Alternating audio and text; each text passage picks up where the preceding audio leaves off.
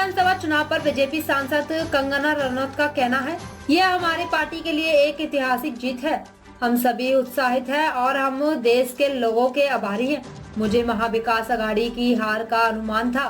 Ma'am, Maharashtra में चुनाव हुआ है, किस तरह से देखते तो हमारी सारी पार्टी के लिए ही ये एक ऐतिहासिक जीत है और जाहिर सी बात है हम सब कार्यकर्ता बहुत ही ज़्यादा उत्साहित हैं, बहुत इस चीज़ को लेकर धन्यवादी हैं पूरे महाराष्ट्र की जनता के, पूरे भारत की जनता के, टू बी ऑनेस्ट। हैं? मैम, चीफ मिनिस्टर किसको देखना चाहेंगे? ये तो खैर अब हमारी जो पार्टी है उनका ये बनता है, इट्स देयर प्रोगेटिव।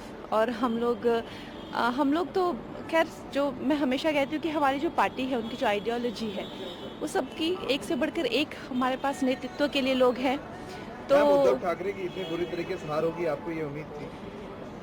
ये मुझे उम्मीद थी, क्योंकि मुझे लगता है कि अगर आप देखें इतिहास गवाह, और मेरे काफ़ी रील भी वायरल हो रहे हैं कि हम दैत्यों को और देवताओं को कैसे पहचानते हैं। जो महिलाओं की इज्जत उतारते हैं वो उसी श्रेणी के होते हैं, दैत्य ही होते हैं। और जो महिलाओं को सम्मान देते हैं, आज हमें अगर महिलाओं को 33% रिजर्वेशन चाहे दिया हो, चाहे टॉयलेट्स दिए हो, चाहे अनाज दिया हो, चाहे गैस सिलेंडर्स दिया हो, तो उससे पता चलता है कि कौन देवता हैं और कौन दैत्य हैं। तो दैत्यों का वही हुआ जो होता है हमेशा, उनकी हार हुई।